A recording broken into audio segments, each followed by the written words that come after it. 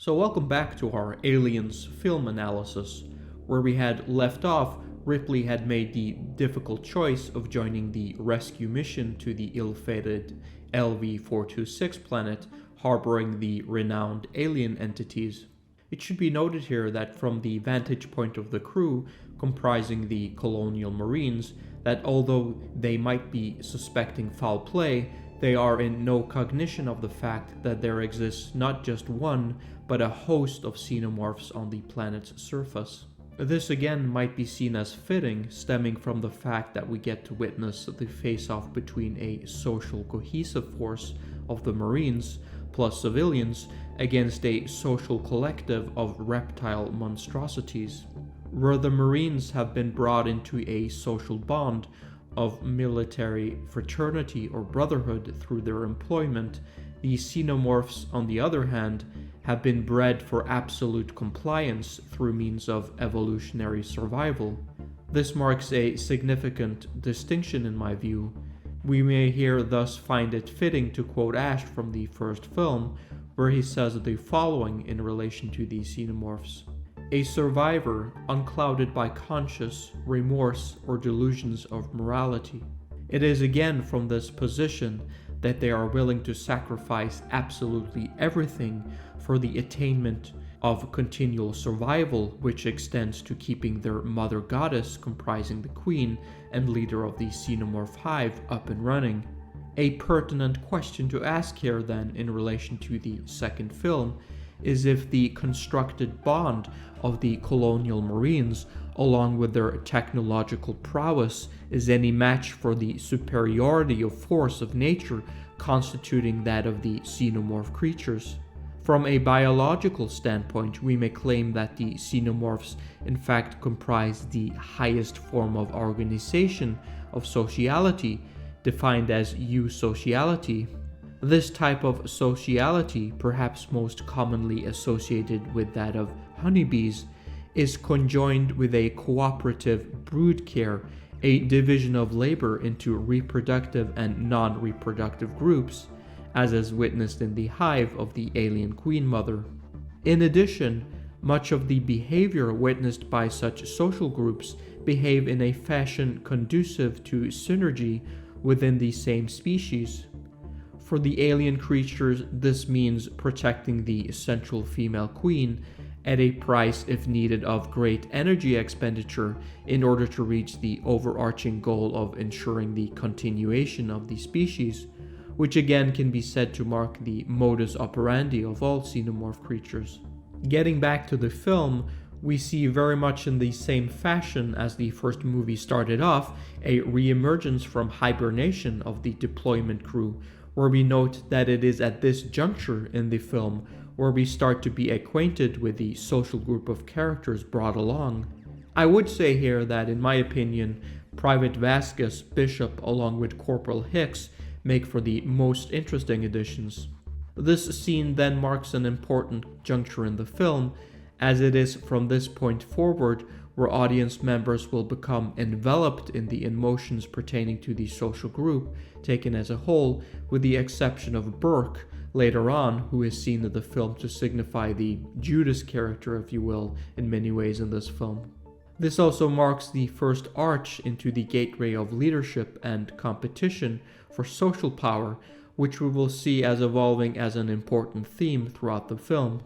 To start off, we get introduced to the character of Private Hudson, here played convincingly by Bill Paxton, who takes on a role very much akin to what we see in animes as that of a dumb archetype, where we might reference an anime counterpart such as the dumbed-down Goku from Dragon Ball Z, seen in some iterations of the series. He is thus characterized as being loud, cocky, full of sarcasm, and seen lacking in many of the conventional means of intellectual prowess. However, it would be too simplistic to simply state that Hudson serves the role of the idiot for the sole purpose of the audience's satisfaction of seeing him being killed off later on. He in fact serves an important role of a contrasting character to that of Corporal Hicks, who in turn is portrayed as an experienced soldier with a particular competence and ingenuity in his field of expertise.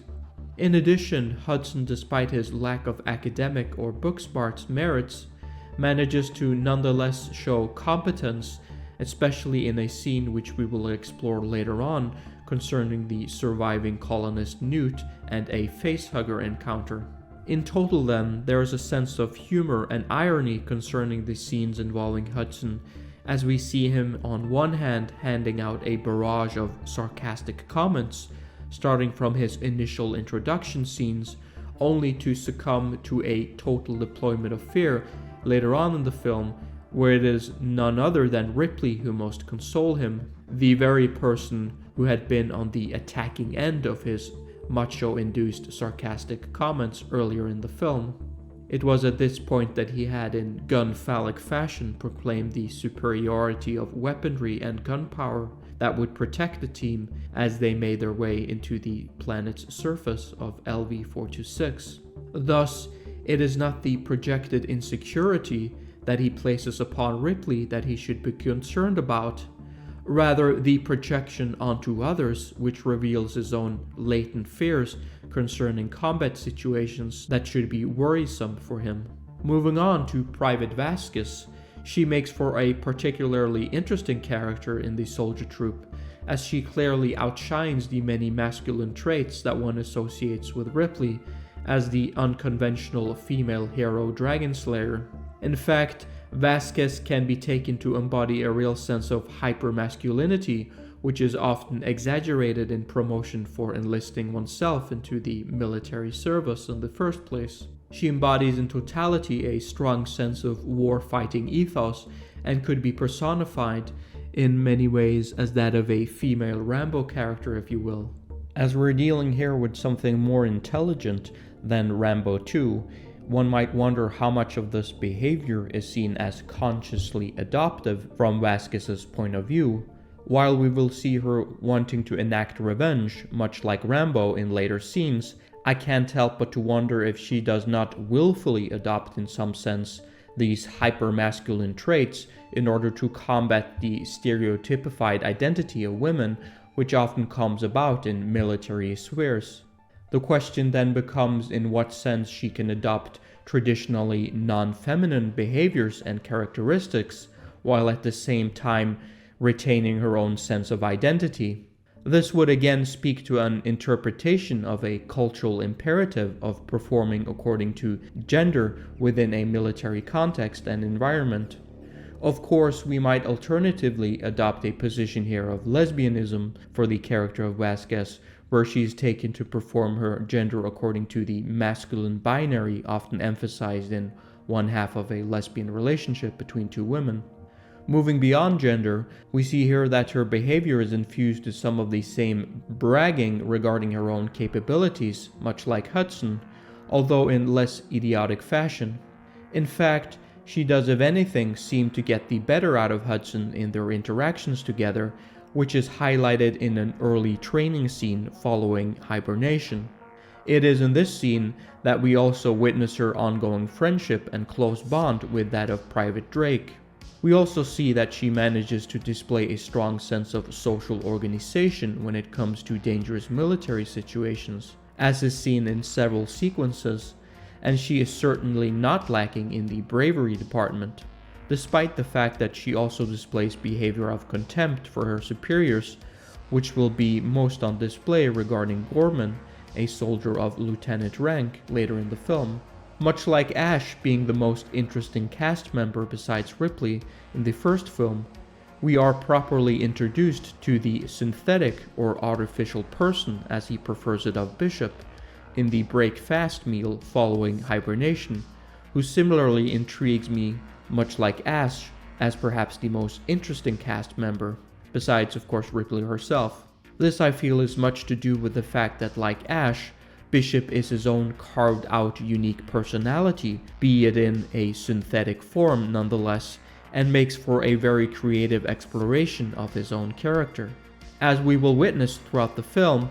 Bishop will, in contrast to Ash, not embody the hubris typically associated with an android characterization in regards to constructive superiority and intelligence, but rather Bishop constitutes at heart a lamentful, introverted character who places sorrow in the fact that Homo sapiens are constructed for such a finitude of both life length and abilities. In the briefing scenes of the Marines, we witness again Ripley's tendency for not having fully come to terms of past events, where she struggles to give a recount of previous events. In addition, we as audience members experience the sense of naivety of the soldiers involved, with an interesting exception in that of Corporal Hicks, who asks the most useful question of wanting to know what they really are up against. This again works as a reinforcer of his character, displaying both calculative and experienced traits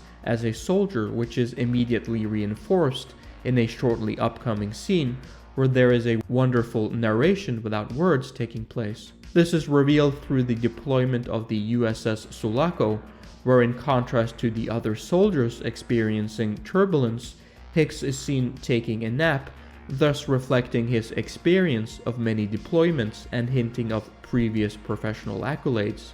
Note also, as I have mentioned in previous Alien videos, the shape of the Sulaco vessel, which is in the guise of a giant space gun, reflecting the property of form fits function for its usage. It's further described in the novelization of the film as being a weightless monument to war and having oversized engines, very much in line with the oversized weaponry of technological gadgetry, which we will witness in upcoming scenes, including a somewhat of an armored Batmobile making its introduction. Not to speak of the gadgetry of the forklift mechanical exoskeleton seen in the next hangar scene, which could easily be mistaken for something taken out of any typical Japanese mecha depiction, such as the worker robots in Patlabor, for instance. These types of mechanical contraptions in general need not serve a military function, as they are at their heart humanoid walking vehicles. And we also note how Japanese depictions, or other Eastern depictions in general,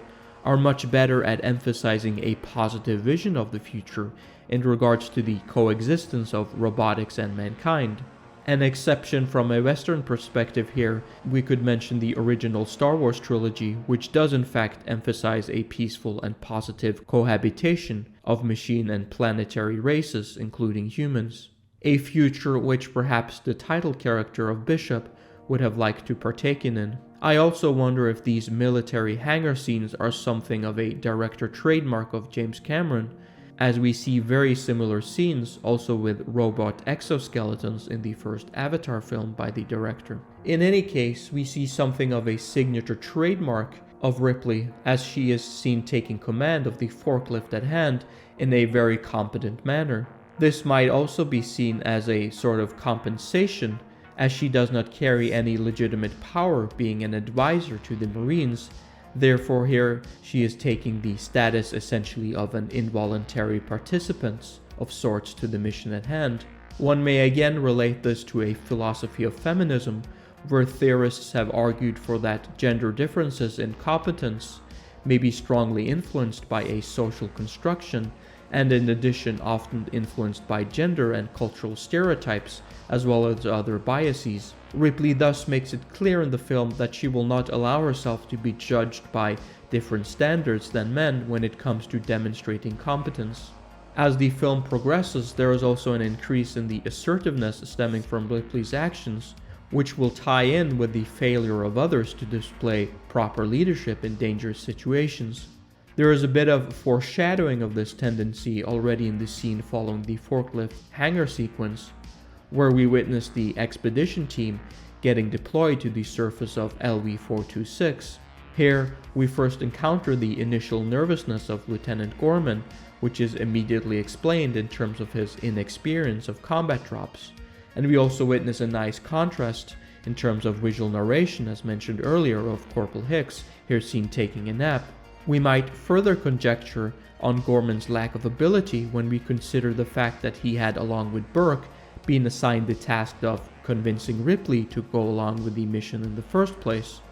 Thus, his own failure to assert competency as an experienced soldier must have at the very least not made the mission more palatable in Ripley's eyes. Furthermore, the entrance of the team to the planet's surface can be seen to signify a contrast between the pre-manufactured modular structures installed on the surface in terms of the Hadley Hope colony and the biological collection of eggs on board the derelict ship, where the capricious nature of evolution in the latter case will here showcase itself as the dominant enforcer, leading eventually to the creation of a hive in the atmosphere processing plant.